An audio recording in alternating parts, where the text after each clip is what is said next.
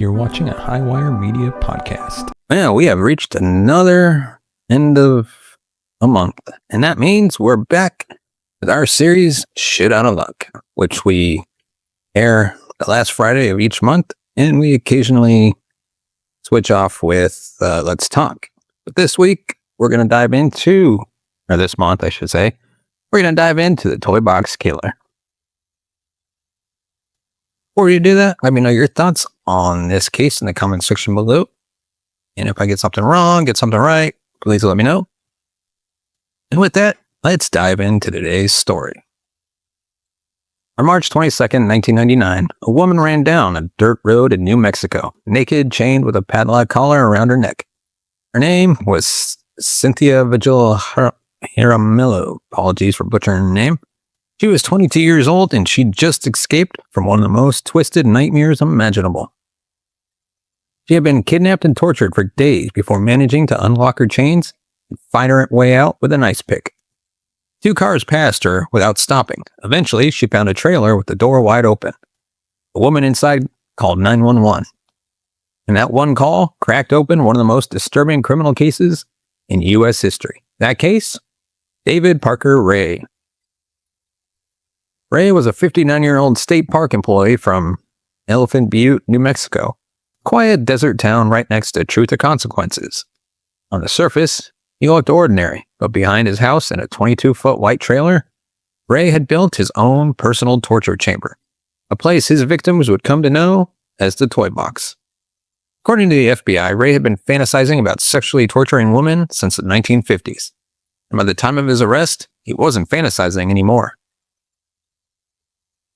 Cynthia met Ray and his girlfriend, Cindy Hendy, through a mutual acquaintance at a convenience store in Albuquerque. She had agreed to do sex work for Ray, $30 for the job, but when she stepped into his camper, everything changed. He flashed a fake badge, said he was a cop, cuffed her, and took her to the house. What followed was 3 straight days of torture.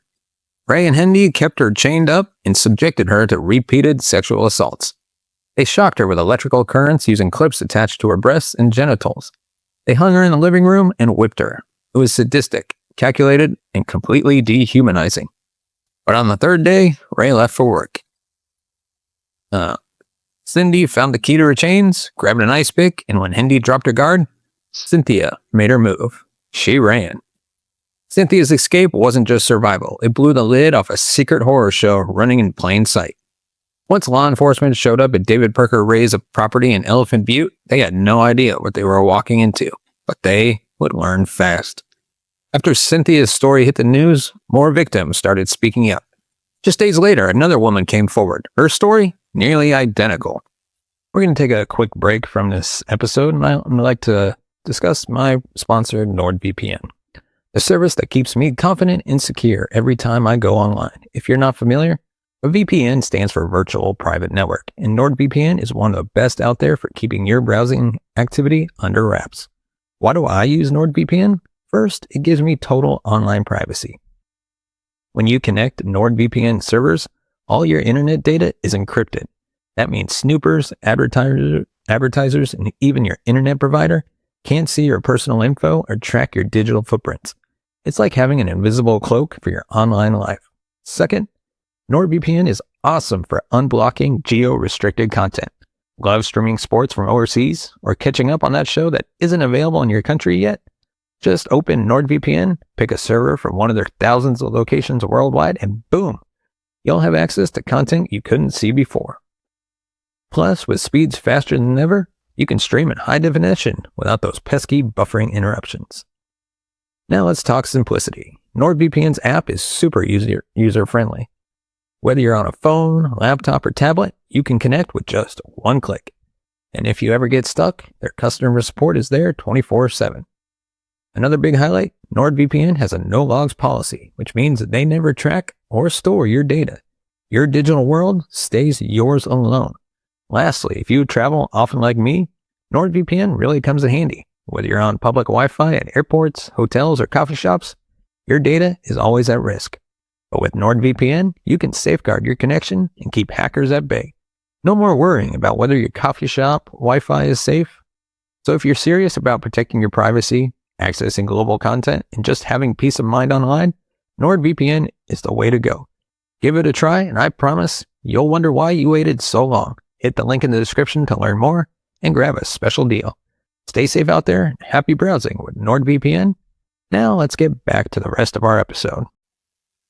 She was an acquaintance of Ray's and Hendy's from nearby Truth or Consequences. On February 17th, 1999, a little over a month before Cynthia's escape, she dropped by the trailer to borrow some cake mix. Seemed harmless. Ray wasn't there yet, so she waited inside. Then the door opened. Ray walked in, this time holding a knife. Hendy had a gun. There was no way out. They stripped her, slapped a metal collar around her neck, and kept her captive for 4 days. Assaulted, tortured, same method, same sick routine. Eventually, she convinced them to let her go. She pretended to be into it, played along, gained their trust, and it worked. Ray dropped her off near the interstate and left her there. She found a cop and told him everything, but nothing came of it. That's right, she reported it, and still, Ray and Hendy kept going like nothing happened. It wasn't until Cynthia escaped that the stories started connecting. Investigators quickly realized they weren't dealing with amateurs.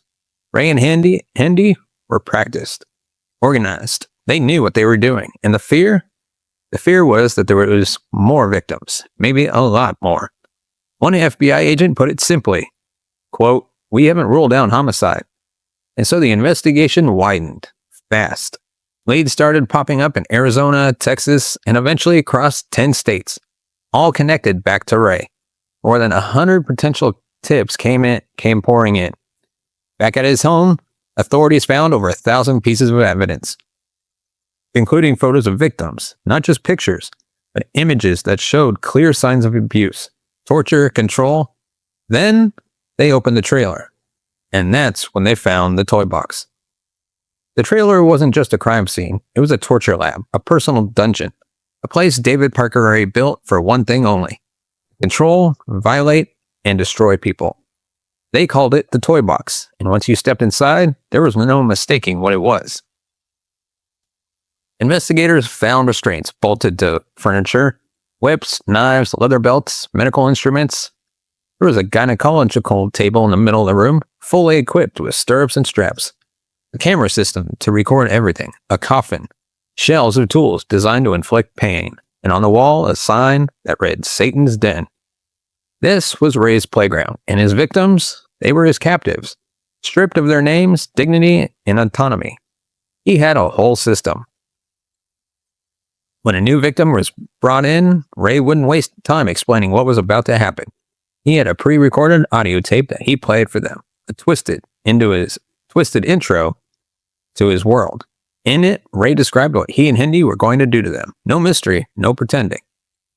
"You're going to be used and abused any way we want," the tape said. "You'll be repeatedly raped. You're our sex slave now." He drugged them too, often with barbiturates and sodium pentothal, substances meant to erase memory, or at least blur it enough to make it hard to testify later.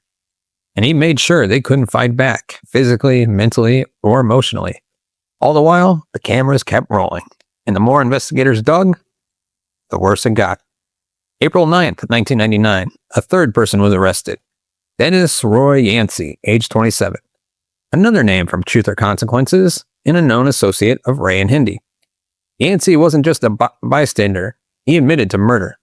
Specifically, the killing of Marie B. Parker, a 22-year-old girl who vanished in 1997. Yancey said he strangled her in Ray's trailer on Ray's orders. According to him, Ray's own daughter, Glenda Jessie Ray, helped lure Marie into the trap. Now it wasn't just about torture. It was officially about homicide, and it was just getting started. Cynthia's escape wasn't just survival. It blew the lid off a secret horror show running in plain sight.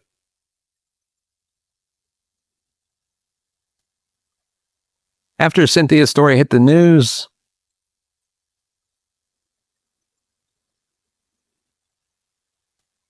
so far we've got torture, kidnapping, and now murder. And just when you think David Parker Ray couldn't get more twisted, enter his daughter, Glenda Jessie Ray. Yeah, his daughter. Turns out she wasn't just around, she was part of it. According to testimony, Jessie was actively involved in helping lure in victims. One of those victims A woman identified from a videotape found inside the toy box. She had a bird tattoo on her leg, enough for investigators to track her down. By the time they found her, she'd moved to Colorado, but at the time of her kidnapping, she was living in Truth to Consequences. Her memory was foggy, but not erased, not completely. Here's what she remembered. It was late July 1996. She went out for drinks in Elephant Butte with some friends, but by the end of the night, it was just her and Jesse. Jesse offered to give her a ride to a friend's house. Instead, she took her to her father's home. From there, it was the same script. The woman was handcuffed, duct taped, and a dog collar was placed around her neck. At one point, she was dragged outside like an animal, leash and all, then strapped to a bench, feet in stirrups, and sexually assaulted. And Jessie, she was there for the whole thing. During the trial, jurors were shown 6 minutes of video footage from this assault, enough to leave no doubts about what went on inside that trailer.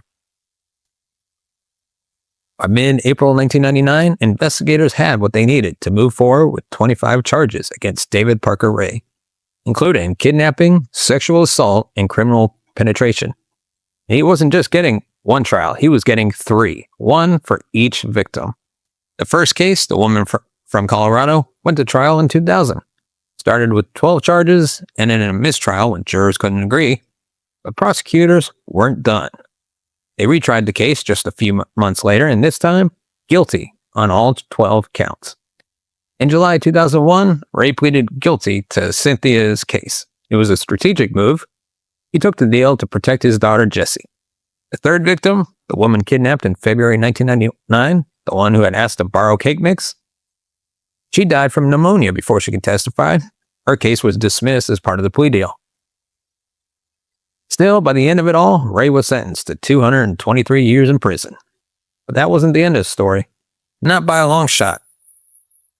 David Parker was sentenced to 223 years behind bars, and you'd think that would be the end of it. But nope. He didn't even serve a full year. In May 2002, just a few months after his conviction, Ray died of a heart attack in prison. Age 62, no final confession, no cooperation, no closure for the families of potential victims, just dropped dead, taking most of his secrets with him. And get this, before he died, he actually gave an interview. In it, Ray claimed he never hurt anyone, and all those sex toys, restraints, and torture tools were just for consensual fun, his words. Quote, I get my excitement from making a woman happy. My trailer had numerous sex toys of different types. I did what they wanted me to do. Yeah, right. Meanwhile, Cindy, his partner in crime, cut a deal. Her original 25 charges were dropped down to just 5. She pleaded guilty to conspiracy to kidnap and multiple counts of accessory to kidnapping and sexual assault. She got 36 years, but only served 20. Released in July 2019. Free. Ray's daughter, Jessie, also got off light. She served 2.5 years behind bars, with 5 years probation, despite helping lure victims and being present during at least one assault. Another plea deal, another wrist slap. And here's the thing, Ray was never actually convicted of murder. Not once. But the FBI still calls him a murderer. They believe there are more victims and more bodies out there.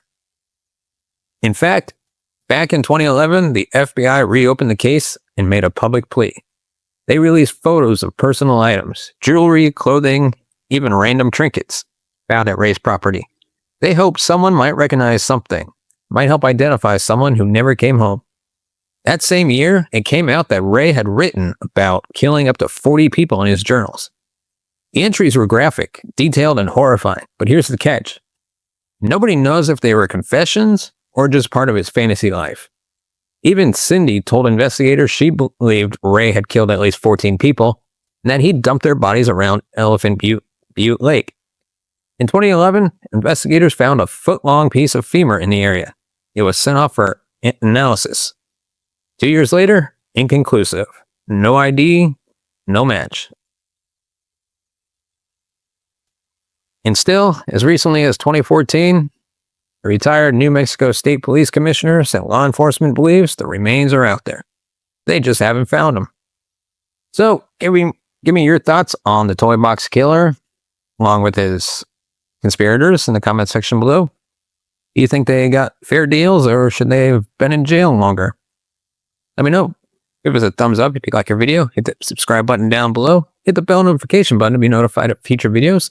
And of course, if you want to support the channel, you can buy us a coffee at buymeacoffee.com/TCNS.